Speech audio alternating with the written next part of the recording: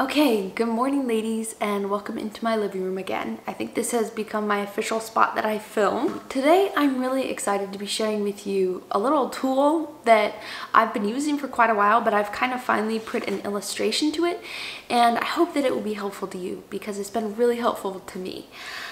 I am the type of person that I want to say yes to everything, and I feel super guilty when I have to say no. And so today what I'm going to be talking about is what I call my priority purifier or priority filter, and it's how I filter whether to say yes to something or not. And so if you're at all like me and you tend to take on too much to handle, and you tend to say yes to everything, and you tend to feel like you've agreed to way too much or like you've taken on way too much, then I really hope this will be helpful. To get started, I want you to imagine a Berkey water purifier. And if you haven't seen one of those before, I made this little sketch which my daughter expanded on, but it basically looks like this. So I want you to imagine that this kind of represents your life or your time, and I want you to imagine that there are maybe 3 to 5 layers in this water purifier. So my very top layer, which should be my very highest priority, is my relationship with God. This doesn't just mean that I read my Bible first thing in the morning and I go to church every Sunday. No, this means that throughout my entire day, I try to please the Lord. I try to obey Him. I try to make decisions that would please Him. And so that's my highest priority. That should be if my priorities are correct. My next priority is my relationship with my husband. And so he should come immediately after God. My third priority is my family and my home. I kind of view, I guess, my children and my home kind of going together. I have my children, but I also have the environment that I want to create to raise them in. And so that's my third. And then my last area, and this, obviously your priorities can be totally different, but follow this general idea, putting your top priority at the very top. My fourth layer is what I would just call my creative outlets, I guess. And this would involve this YouTube channel, this would involve my writing on Instagram, this would involve basically any creative outlet, any maybe passive income that I'm trying to create. Anything like that goes in this last and final layer for my water purifier. So I want you to create your own, whether it's in your mind or maybe you sketch out a little sketch like this and print what you know should be your top priority at the top and maybe what is your last of 3 or 4 priorities at the bottom. So next, I think about basically everything that I bring into my life. And these are decisions we're making all the time. It's the decisions we make on what we watch, on what we research, on what collaborations I decide to take, on what relationships I focus on building, all of those things. I imagine all of those things, and I imagine then taking each one of them and pouring them through the top of my water purifier. And if we're pouring these decisions, these things we're saying yes to in our life through the water purifier, and you feel like your priorities are getting a little off, or you're wondering if you should have said yes to these things, then these are a couple of signs that I wrote down for myself that are signs usually when things get kind of out of balance and my priorities are maybe a little bit off. Whatever that is, the research, the video, whatever it is that I'm doing or watching or investing in, if it causes unnecessary stress or fear that affects the family, that might be a sign that it's not in the right priority, or I need to cut it out of my life completely. It takes important time away from my family. My home and meals go to the wayside. God becomes an afterthought. Danny and being his helper are no longer a priority. I can't make time for family and close friends that I value. It does not fit in with my family's overall goals, or Danny and I are not united on it. So these are some things that I scribbled down that I think are signs usually for myself. And if I'm experiencing one or multiple of these things, it really gives me pause and I can kind of step back and see, are my priorities right? Does this actually fit into my family? Does this actually either benefit my top priorities or at least not add negativity to them? And if it doesn't do either of those things, then it might be a sign that it's something that needs to go. The next thing that I want to talk about is kind of your non-negotiables, and this is my relationship with God, my marriage, my family and home, and at the very end of that is my creative outlets. But the top three in particular are areas that they're non-negotiable. I have struggled in the past with feeling like, what if I'm not doing everything God's called me to do? What if I'm not using the giftings and callings God's given me right? What if I'm kind of wasting certain areas of my life? What if I'm not fully fulfilling the purpose God's given me here on earth? And I've realized that as a Christian, as a married woman, and as a woman now with children, I think the Bible makes it extremely clear that these are areas that now, because I am a Christian, married, have kids, these have to be my top priorities no matter what. And these are my very first callings and my very first ministry. And so I don't need to fret or fear that I'm wasting my time by raising my kids. No, I know very clearly from the Bible, particularly from Titus chapter 2, that if you are a Christian, if you are married, if you have kids, those have to be your top priorities, no matter what. And I can go out and do all these other things that make me look holy or make me look important or maybe make me look good in front of other Christians. But if at the end of the day, I'm not loving God well, I'm not prioritizing my husband, or I'm not teaching my children and loving them the way God wants me to, then those things are just for show, and those things aren't important at the end of the day in comparison. And so what are your non-negotiables? What are things that at the end of your life you want to be true, you want to have prioritized, no matter the cost, no matter what, the things that God has given you to steward, that you need to steward well. So with all that being said, these are areas that anything else I bring into my life is an afterthought. Anything else that I bring into my life, it's not as important as these areas.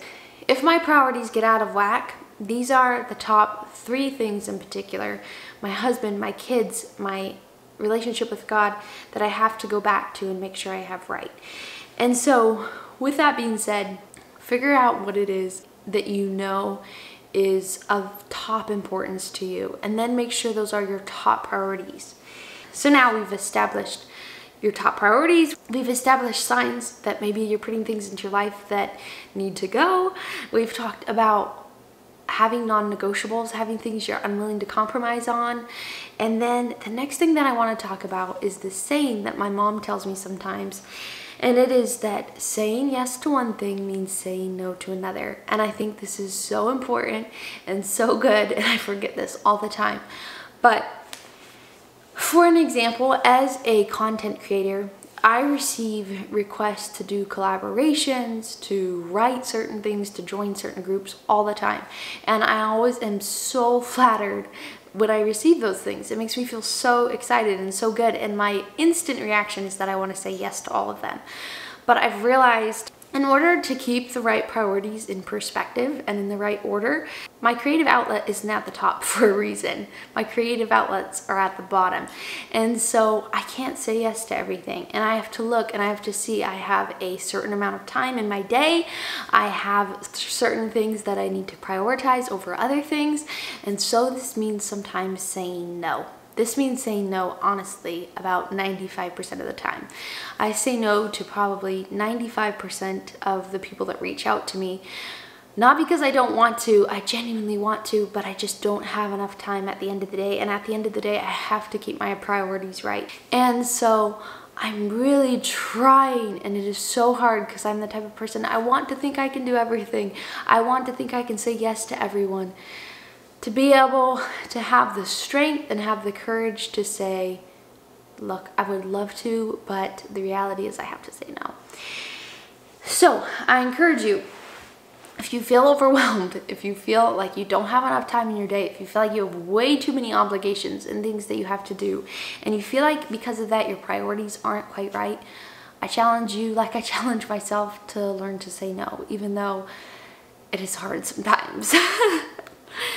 So the last thing I want to talk about is, what about your giftings? What about your callings? What about the things that you feel called to as an individual, as a unique person, that you just don't know how to fit into your life and still maintain the correct priorities?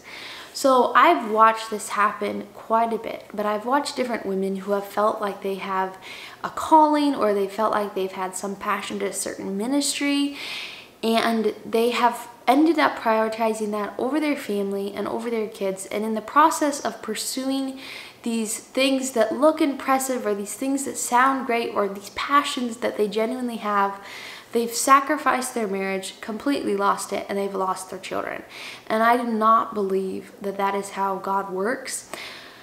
I do not believe that that is truly being obedient to the Lord. That being said, I've also watched women who have 3 or 4 little kids, have a husband, run a home, and yet somehow they've still been able to use their gifts and use their talents and do what it is that they feel unique and called to, but not at the expense of sacrificing their marriage or sacrificing their family.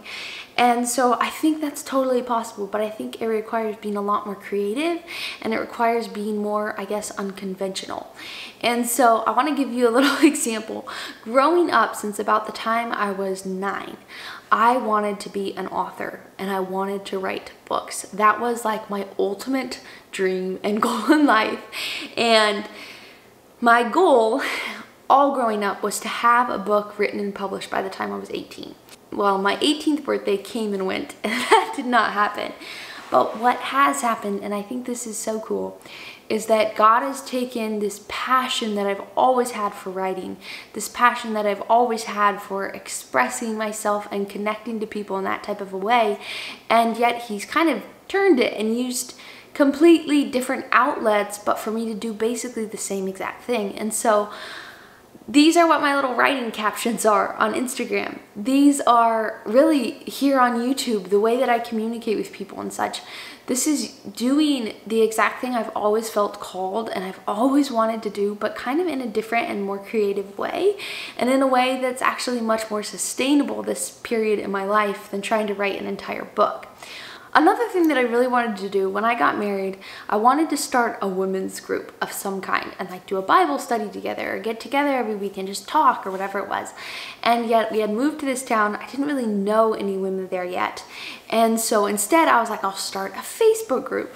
And so I started writing these posts for this Facebook group that I never published, and I got a name and I took photos and all this stuff, and that didn't really ever happen. Well, now I just laugh because I have this amazing community of you women here on YouTube. I can get on my phone at any time and read a new comment or read a new DM that is just so encouraging about how one of these little videos encouraged or blessed one of you, or you guys sharing some wisdom and insight with me that I have never thought of before. And I realized, wow, I have that exact community that I dreamed of having when I first got married, but in a different way than I ever expected. And yet it's so much better than I expected, and it fits so much more clearly into my life and into my correct priorities. Water purifier than maintaining groups of people in my home every week would have ever done with this stage of life that I'm in right now. So it's been so cool. I've watched different women start businesses right from within their own home, where they can be with their kids all the time, where they can set things down when their husband gets home. I've watched women who have started ministries just through their camera or recordings on their phone or through Instagram or any of all these things. And so we have such possibilities now, I think, with social media, with the internet, to build businesses or build ministries or build these different passions and hobbies that we really want to do, but not at the expense of, now I travel around 6 months of the year and don't see my kids and don't see my husband so that I can go preach to women about how to love their husband and children well or whatever. And so I think that if we just get more creative, we can still do those things we feel called to do, but just be a little bit more flexible with how it looks. So while this idea of this water purifier has been somewhat new to me, the idea of just filtering different decisions and different things I'm saying yes to through, does it benefit my relationship with God, my husband, my child, my home, those type of things, has been super helpful for me knowing when to say yes and when to say no.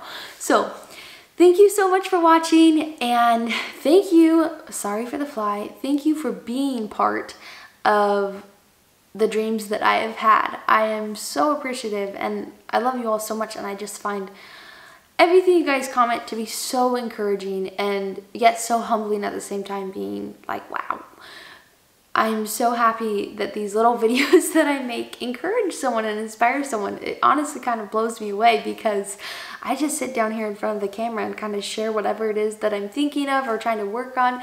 So thank you so much for that, and thank you for staying for this whole video, and hopefully I'll see you next weekend in my next video. So bye, you ladies.